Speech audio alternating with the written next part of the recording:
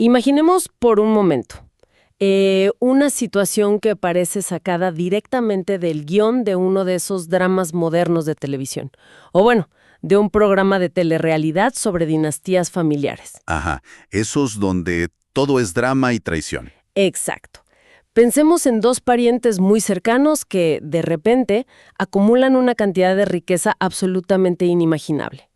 Todo parece ir de maravilla, flotan en la abundancia, hasta que esa misma riqueza desencadena una disputa territorial. Una fricción terrible. Sí, una fricción tan feroz que amenaza con destruir a la familia por completo. Es la clásica historia de una junta directiva dividida, ¿verdad? Totalmente. Suena a una guerra por el control de un imperio tecnológico o a una disputa corporativa de alto nivel donde los egos chocan constantemente. Pero no estamos hablando de magnates modernos ni de herederos de Wall Street. Este es un relato antiguo, verdaderamente antiguo, pero con lecciones que parecen escritas ayer por la mañana. A ver, analicemos esto. Hoy nos embarcamos en un análisis a fondo, una inmersión completa en el capítulo 13 del libro de Génesis. Así es. Y nos vamos a basar en textos que desglosan minuciosamente la versión Reina Valera para desentrañar qué nos dice esta historia sobre la psicología humana hoy en día. Yo estoy fascinada y lista para empezar. Y yo estoy seguro de que la misión de esta exploración va mucho más allá de un simple repaso de historia antigua. Lo que tenemos entre manos es, en la práctica, una clase magistral sobre el comportamiento humano. Definitivamente. Es un tratado fascinante sobre la generosidad, sobre este arte casi perdido de la resolución pacífica de conflictos y el manejo de la riqueza. Pero sobre todo, expone una dicotomía vital. La tremenda diferencia entre tomar decisiones basándose puramente en el retorno de inversión visual a corto plazo frente a la decisión de confiar en una visión estratégica a largo plazo de carácter espiritual. Es que el contraste entre los dos protagonistas es brutal. Son dos formas completamente opuestas de caminar por la vida. Pero bueno, para poner todo esto en perspectiva y arrancar, hay que situarse en un momento de regreso y restauración. Claro, el contexto es clave. La historia retoma el camino de Abraham después de un episodio bastante oscuro en Egipto. Hubo un fracaso tremendo ahí, o sea, una muestra de debilidad donde Abraham, por miedo, mintió y puso en un peligro enorme a su propia esposa. Fue un tropiezo ético mayúsculo. Y a veces olvidamos que los grandes personajes históricos también tenían estos momentos de fracaso absoluto. Exacto. Son muy humanos. Pero ahora lo vemos saliendo de Egipto, subiendo hacia el Negev, acompañado de su sobrino Lot. Y hay un detalle material crucial que salta a la vista de inmediato. Abraham regresa siendo, y cito textualmente, riquísimo en ganado, en plata y en oro. Sí, riquísimo. No vuelve derrotado económicamente, vuelve convertido en un hombre con una fortuna colosal. Y hay que entender que ese nivel de riqueza en la antigüedad no era como tener acciones en la bolsa o una cuenta bancaria abultada. Estamos hablando de una logística masiva. Miles de animales. Exacto, miles y miles de animales, tiendas, sirvientes, pastores. Era una verdadera empresa en movimiento.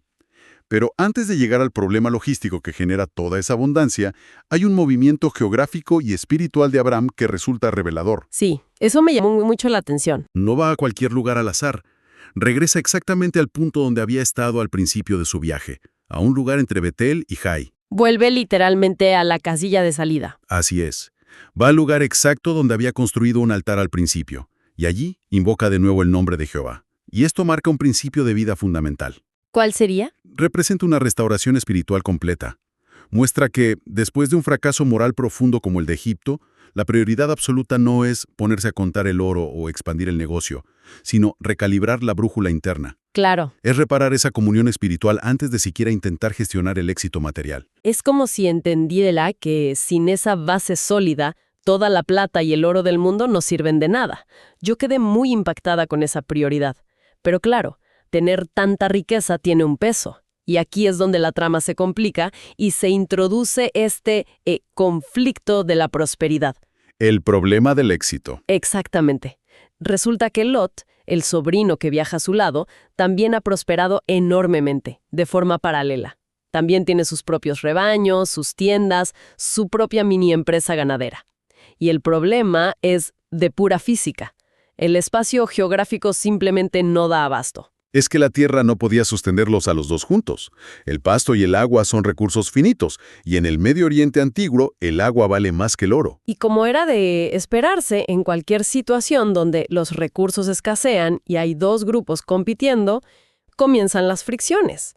Empezamos a ver disputas diarias, gritos, empujones probablemente, entre los pastores que trabajan para Abraham y los que trabajan para Lot. Sí, la tensión sube. Es la típica tensión de mandos medios que amenaza con escalar hasta los dueños de la empresa. Lo fascinante aquí es un pequeño detalle de contexto cultural que cambia por completo la gravedad de esta disputa. El relato menciona específicamente que el cananeo y el fereceo habitaban entonces en la tierra. O sea, no estaban solos en el vecindario. Para nada. Esto significa dos cosas críticas. Primero, logísticamente, los recursos estaban aún más limitados de lo que parece porque la tierra ya estaba ocupada por estos pueblos locales. No había espacio para expandirse libremente. Claro, ya había dueños previos. Y segundo, y mucho más importante, subraya el inmenso peligro de las relaciones públicas, por así decirlo. Dar un mal testimonio frente a vecinos paganos era un desastre. Un riesgo enorme. Totalmente. Tener peleas internas, gritos por un pozo de agua o por un pastizal frente a los lugareños era sumamente dañino para la imagen de quien se suponía que portaba una promesa divina. ¡Qué imagen tan potente! Es como dos hermanos peleándose a gritos por una herencia en medio de un restaurante lleno de gente, todo el mundo mirando. Las bendiciones materiales, si no se administran con sabiduría y perspectiva, se convierten rápidamente en una bomba de tiempo relacional. Es la paradoja de la abundancia. A veces tener demasiado genera más división que no tener nada. Y esto nos lleva directamente a la estrategia de resolución.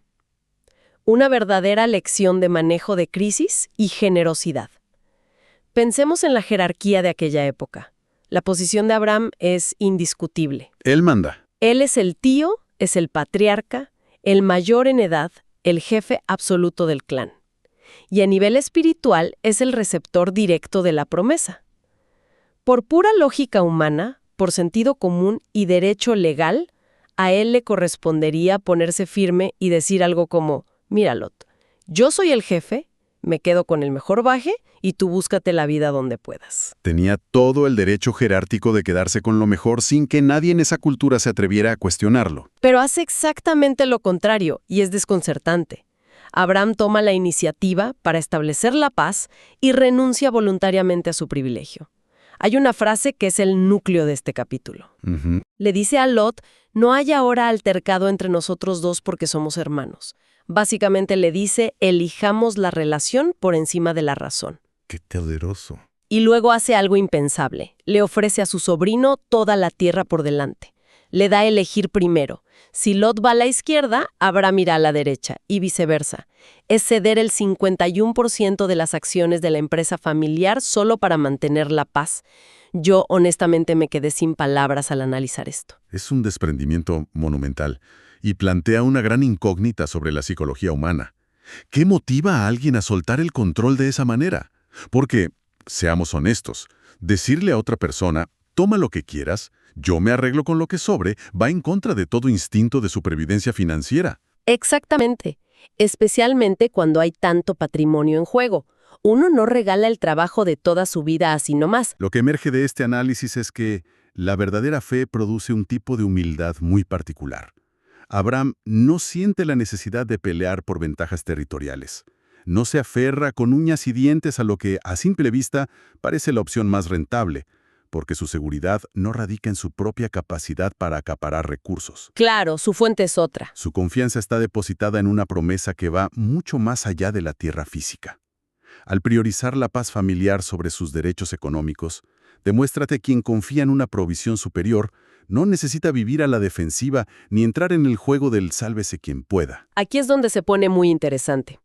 Porque al ceder el control, toda la responsabilidad de la decisión recae sobre los hombros de Lot. Y la forma en que este sobrino evalúa sus opciones es el ejemplo perfecto de caer en una trampa puramente visual. Totalmente visual. El relato describe que Lot alza la vista y hace su análisis basándose única y exclusivamente en lo que ven sus ojos naturales. Observa toda la llanura del Jordán y ve un terreno perfecto, bien regado, verde ideal para multiplicar sus rebaños y su fortuna de forma rápida y sin complicaciones. Un retorno de inversión espectacular a corto plazo. Es la decisión corporativa perfecta si solo miras la hoja de cálculo.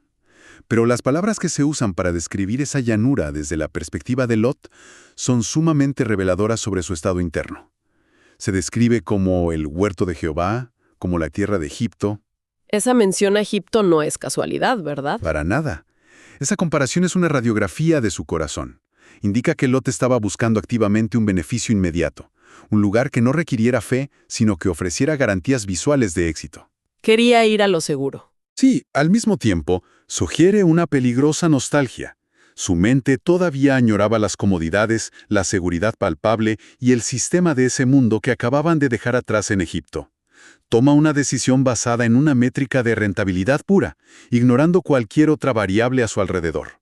Y vaya que existían otras variables fundamentales que ignoró por completo. Lot elige esa llanura fértil, se va hacia el oriente y se separa físicamente de Abraham. Se aleja del entorno de la promesa. Y aquí es donde aparece el detalle más escalofriante de toda su elección. No es solo que eligió el terreno más rico. El relato señala que Lot fue poniendo sus tiendas hasta Sodoma. Es una frase que describe un proceso. No se mudó al centro de la ciudad al día siguiente. Exacto, fue un efecto dominó muy sutil. Fue un acercamiento progresivo hacia un entorno que sabemos que era extremadamente problemático. Es el clásico, solo me voy a acercar un poco al límite porque el pasto aquí es mejor, justificando compromisos pequeños en nombre del crecimiento económico. Y el texto no deja espacio para dudas sobre lo que eso implicaba. Introduce una advertencia contundente. Los hombres de Sodoma eran malos y pecadores contra Jehová en gran manera. ¡Wow! El contraste es brutal. Las decisiones que se basan exclusivamente en la conveniencia material, sin considerar el impacto moral o el entorno en el que uno se sumerge, conducen irremediablemente al desastre. Lot fue cegado por el espejismo del éxito inmediato. Se dejó llevar. Fue acercando su vida, su familia y su patrimonio, paso a paso hacia un abismo moral. Es una advertencia sobre cómo el deterioro rara vez es un salto al vacío. Casi siempre es un deslizamiento lento y gradual, moviendo la tienda unos metros cada día. Esa imagen mental de ir plantando las tiendas cada vez más cerca del fuego por conveniencia es perturbadora por lo común que es. Es la justificación humana en su máxima expresión. Ahora, cambiemos el enfoque hacia la otra cara de la moneda, hacia la recompensa de soltar el control, porque el contraste con Abraham es simplemente espectacular. Es otra perspectiva completamente. Hay un detalle relacionado con el tiempo que es vital. Es justo después de que Lot se separa, justo en el instante en que Abraham se queda aparentemente con las obras, con la tierra menos deseable y más pedregosa, cuando de repente recibe una directiva espectacular. Es un patrón recurrente. La separación y la renuncia parecen ser los requisitos previos para que la promesa se active a otro nivel. Abraham tuvo que soltar la llanura fértil para poder recibir algo mucho más grande. Y la forma en que lo recibe cambia toda la perspectiva. Mientras Lot alzó la vista y miró hacia abajo, hacia un pedazo de tierra específico, para su propio beneficio inmediato, la invitación que recibe Abraham es completamente diferente. Se le dice, levanta ahora tus ojos y mira desde el lugar donde estás, hacia el norte y el sur y al oriente y al occidente. Es una visión panorámica de 360 grados. Lot eligió con una visión de túnel. Abraham es invitado a ver el horizonte completo. Y la promesa que acompaña esa visión es expansiva. Toda la tierra que sus ojos alcancen a ver será para él y para su descendencia para siempre. La generosidad de haber cedido una pequeña llanura se encuentra de frente con una promesa ilimitada. Y hay que detenerse a pensar en lo ilócita que resulta esta promesa en ese momento específico. La magnitud de lo que se le dice es casi un delirio desde una perspectiva humana. Sí, si lo piensas fríamente no tiene sentido. Se compara su descendencia con el polvo de la tierra, volviéndola incontable. Uno lee eso hoy y suena poético, pero en ese contexto, ¿cómo se procesa una afirmación así? Estamos hablando de un hombre de edad muy avanzada que para ese instante no tenía ni un solo hijo. Yo trato de imaginarme en sus zapatos y es que no cuadra. No, para nada. Creer que su legado sería como el polvo de la tierra requería una fe monumental. Desafiaba toda la evidencia biológica y las circunstancias que lo rodeaban. Requiere una fe que no se apoya en lo visible, que es exactamente lo opuesto a la forma de operar de Lot. Y lo interesante es que esta fe de Abraham no es pasiva. Se le da una instrucción que exige acción física. Levántate, ve por la tierra a lo largo de ella y a su ancho, porque a ti la daré. Básicamente, se le pide que salga a caminar. Sí, pero no es un paseo turístico. En la antigüedad, caminar por los límites de un territorio era una forma legal y simbólica de tomar posesión. Es un acto de fe profundo. Claro. Se le pide que camine por un territorio que físicamente en ese momento todavía estaba ocupado por cananeos y fereceos, y que no le pertenecía legalmente en un papel. Pero al recorrerlo lo está aceptando como suyo en el plano espiritual. Es vivir en la realidad de la promesa antes de ver su cumplimiento material. Y todo este movimiento, esta caminata de fe, culmina en un lugar que tiene un peso simbólico enorme. El relato describe que Abraham levanta su tienda y decide asentarse en el encinar de Mamre, que está en Hebrón. Y apenas llega a ese lugar, hace lo que ya parece ser su marca registrada: edifica otro altar. El destino no es coincidencia. El nombre Hebrón tiene raíces que significan asociación, alianza o comunión. Que Abraham termine su recorrido estableciéndose allí y levantando nuevamente un altar, consolida la gran enseñanza de su trayectoria. Cuéntanos más de eso. Para él, el altar no era un botón de pánico que presionaba solo cuando había problemas o crisis. Edificar altares era su estilo de vida. Demostraba una postura de adoración constante y una dependencia absoluta. O sea, no dependía de sus circunstancias externas. Exacto. No importaba dónde estuviera geográficamente, su verdadero hogar y su centro de gravedad era esa conexión espiritual, no las hectáreas de tierra o la cantidad de ovejas que poseía. Es una mentalidad completamente distinta. Para ir cerrando, vale la pena recapitular los dos caminos tan marcados que esta historia nos ha puesto sobre la mesa hoy. Muy importante resumir esto. Por un lado, tenemos la ruta de Lot. Una ruta impulsada por la lógica humana, basada puramente en el retorno visual y en asegurar el beneficio económico a corto plazo sin importar nada más. Y aunque en el papel parecía la decisión más brillante, vemos cómo esa misma codicia y miopía lo lleva a plantar sus tiendas peligrosamente cerca de una ciudad devorada por la corrupción moral. Sí. Sí, clásico caso de ganar el mundo, pero perder el alma. Y por otro lado tenemos la ruta de Abraham.